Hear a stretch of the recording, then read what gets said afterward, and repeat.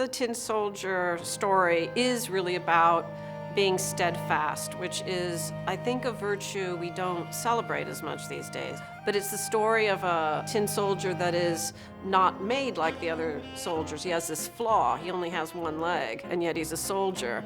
And he goes through all sorts of different adventures and catastrophes, but he just remains steadfast throughout it all.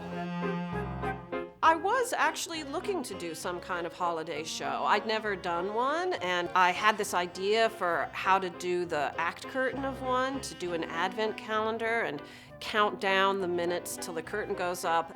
When I came across Tin Soldier, it was so full of events, and even though it's all sort of in miniature, it's an epic quality. You know, I was attracted to it right away, but it doesn't have any dialogue.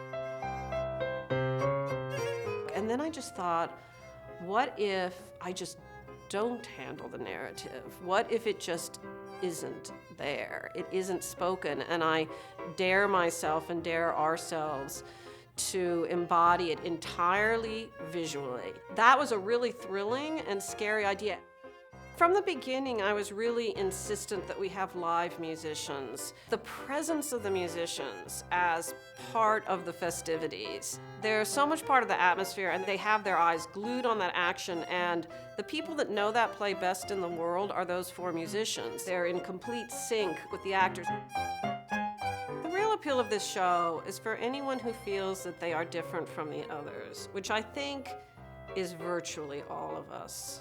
Even when no one's watching, there remains this idea of honor or bravery that's not for the eyes of others, but just because that's human dignity, to maintain your courage, even as you're going down, even as you're losing. I think that in the end, it's sort of profound that way.